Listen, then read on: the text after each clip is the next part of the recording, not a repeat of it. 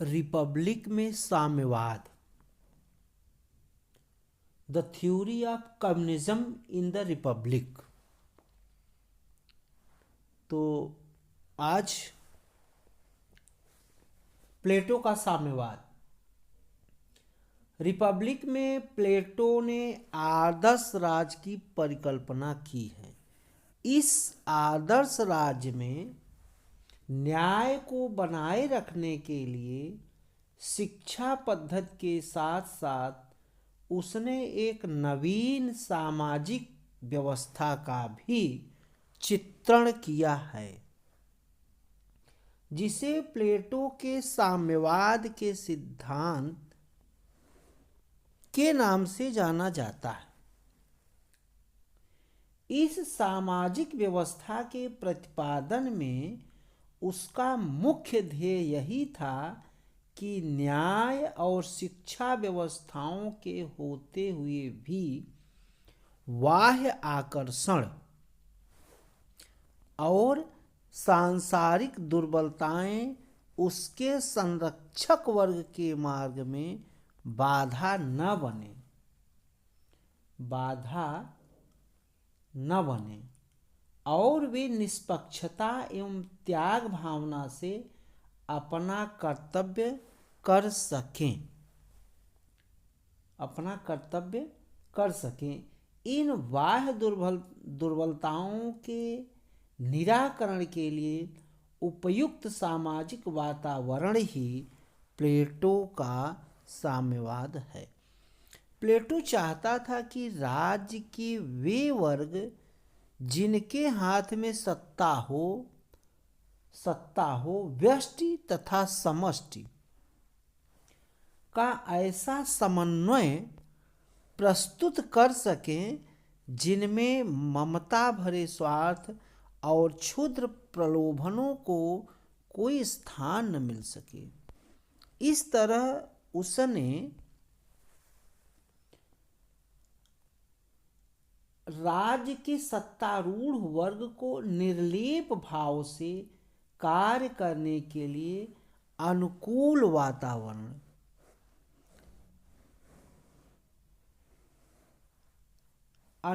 वातावरण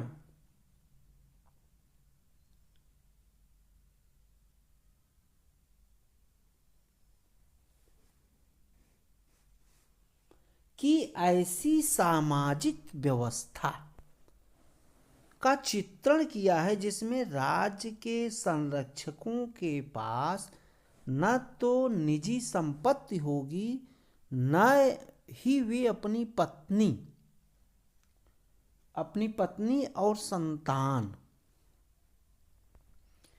के पारिवारिक बंधनों में बंध सकेंगे। प्लेटो एक आदर्श शासक चाहता था कि उसकी यह मान्यता थी कि यदि संसार की दुर्बलताएं उसके शासकों को अपने पथ से विचलित कर देंगी तो आदर्श राज्य का विनाश हो जाएगा।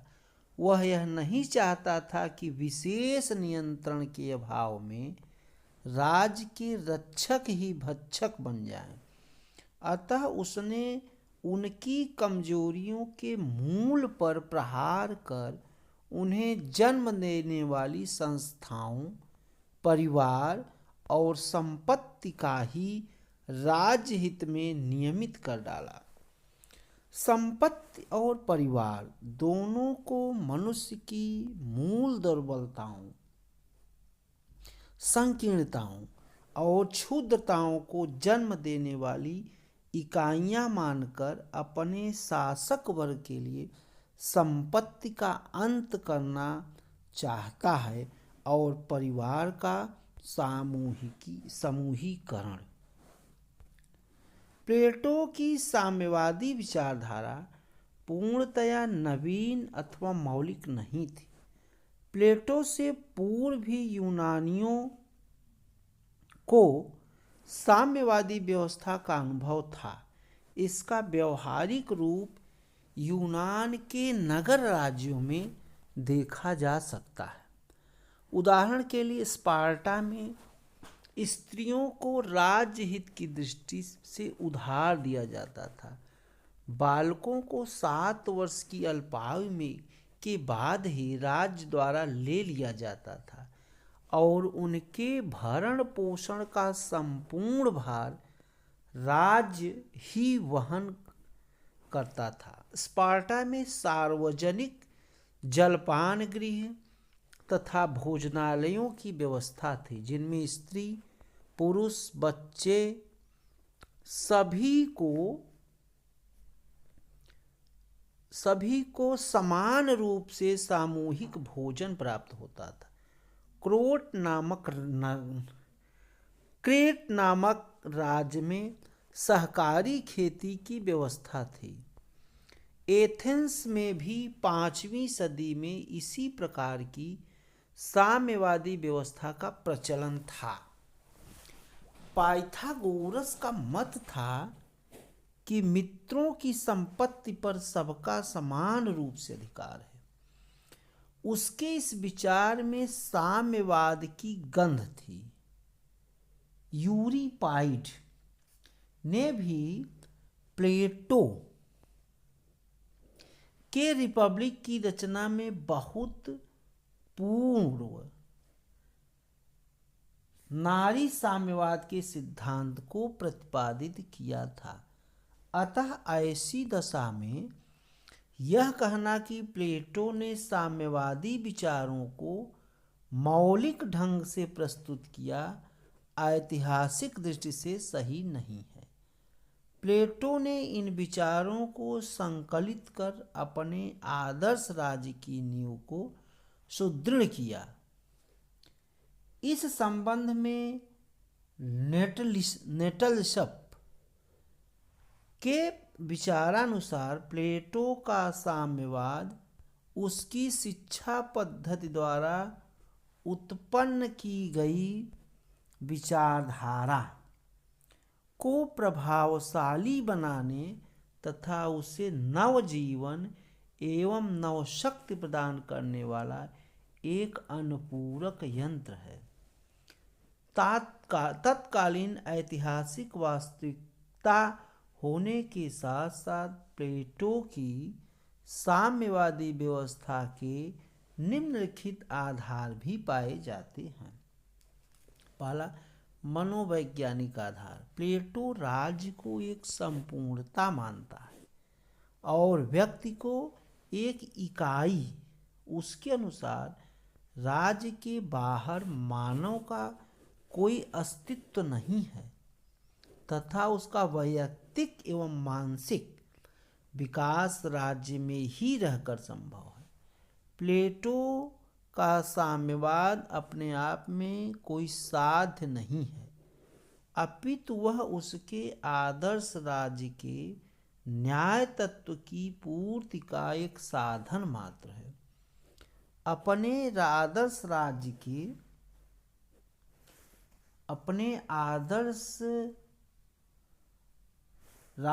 के 3 वर्ग में से प्रथम और द्वितीय वर्ग के लोगों को प्लेटो व्यक्तिगत संपत्ति से इसलिए दूर रखना चाहता है कि यह संरक्षक वर्ग निस्वार्थ रूप से राज्य की सेवा कर सके।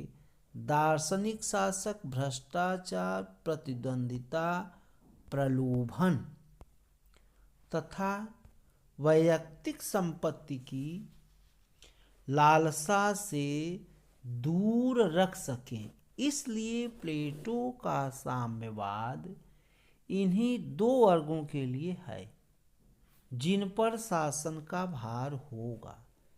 यह एक मनोवैज्ञानिक तथ्य है कि संपत्ति और परिवार की 2 संस्थाएं शासक वर्ग को संकीर्ण मनोवृत्ति का बनाती हैं।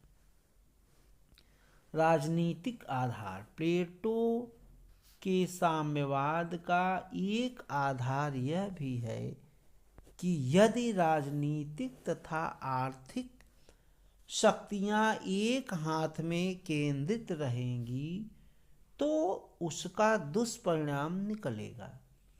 इसलिए राजनीतिक विशुद्धता को कायम करने के लिए वह राजनीतिक तथा आर्थिक शक्तियों को अलग अलग हाथों में स्थापित करना नितांत आवश्यक समझता है। अपने आदर्श राज्य में राजनीतिक सत्ता उसने पूर्णतः संरक्षक वर्ग के हाथों में सौंप दी है। अतः उसकी यह मान्यता है कि यदि इनके हाथ में आर्थिक शक्ति भी सौंप दी गई तो उसका परिणाम घातक होगा और उसके संरक्षक भ्रष्टाचार के शिकार बन जाएंगे। इस प्रकार उसने अपनी नवीन सामाजिक व्यवस्था को केवल शासक वर्ग तक ही सीमित रखा है। उसकी इस व्यवस्था का उत्पादक वर्ग का से कोई संबंध नहीं है। यह वर्ग बिना किसी प्रतिबंध के उत्पादन करते हुए अपनी निजी संपत्ति का स्वामी बना रहेगा। दार्शनिक आधार। इस आधार पर प्लेटो ने अपने साम्यवाद को विशेष कार्य के सिद्धांत द्वारा पुष्ट करता है। उसके अनुसार जिन व्यक्तियों को शासक का महत्वपूर्ण एवं विशेष कार्य सौंपा गया हो, उन्हें अपने कार्य में बाधा अथवा विघ्न डालने वाले सभी सांसारिक तत्वों से उसी प्रकार बचना चाहिए जैसे ईश्वर की भक्ति में लगे हुए एक साधक या सन्यासी को घर, पत्नी, बच्चे, संपत्ति या सांसारिक माया मोह से दूर रहना चाहिए। प्लेटो के साम्यवाद की व्याख्या। प्लेटो अपने साम्यवाद को राज्य के दो अल्पसंख्यक वर्ग, शासकों तथा सैनिकों तक ही सीमित रखता है। वह तृतीय बड़े वर्ग अथवा जनसाधारण के लिए साम्यवादी व्यवस्था की कोई आवश्यकता महसूस नहीं करता। प्लेटो की यह साम्यवादी योजना दो भागों में विभाजित है: संपत्ति का साम्यवाद एवं परिवार अथवा स्त्रियों का साम्यवाद। संपत्ति का साम्यवाद। प्लेटो शासकों और सैनिकों के लिए संपत्ति का निषेध करता है। वह इन दोनों वर्गों को सामूहिक रूप से राज्य के अभिभावक के नाम से संबोधित करता है। उसका विश्वास है कि संपत्ति एक बहुत बड़ा आकर्षण है जो किसी भी व्यक्ति को अपने पद से विचलित कर सकती है। संपत्ति पर शासकों का व्यक्तिगत स्वामित्व समाप्त किया जाना चाहिए, जिससे उनके मन और मस्तिष्क में से संपत्ति के प्रति मोह को मिटाया जा सके। वह शासकों के लिए धन या संपत्ति को अनैतिक बतलाते हुए कहता है कि एक व्यक्ति के हाथ में संपत्ति और शासन की शक्ति केंद्रित रहने से वह पथभ्रष्ट होकर भीषण परिस्थितियां उत्पन्न कर सकता है। अतः संपत्ति की शक्ति को शासक की संपत्ति से अलग रखना ही श्रेयस्कर है। शासक तथा सैनिक वर्ग निजी संपत्ति के अधिकारी नहीं बन सकते। वैयक्तिक या सामूहिक रूप से इनका 1 इंच भूमि पर भी स्वामित्व नहीं होना चाहिए। भूमि तथा उसकी पैदावार के लिए केवल उत्पादक ही अधिकारी है। अभिभावक वर्ग के पास अपनी निजी घर भी नहीं होने चाहिए। प्लेटो इनके लिए ऐसे शिविरों में रहने की व्यवस्था करता है जो सदैव खुले एवं सार्वजनिक हों।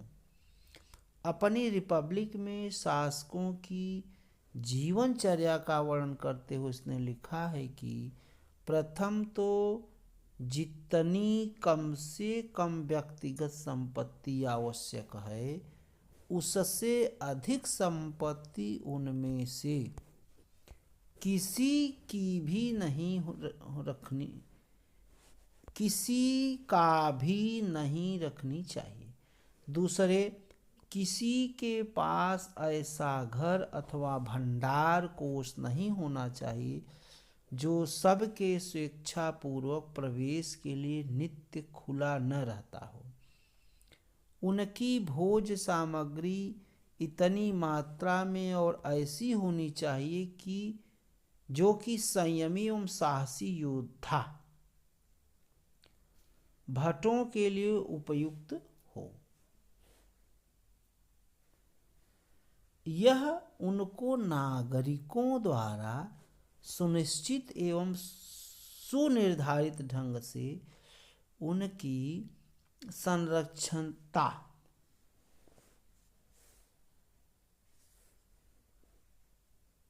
संरक्षकता वृत्ति के रूप में इतनी मात्रा में मिलनी चाहिए कि न तो वर्ष के अंत में आवश्यकताओं से अधिक बचे रहें और न कमी ही पड़ी रहे।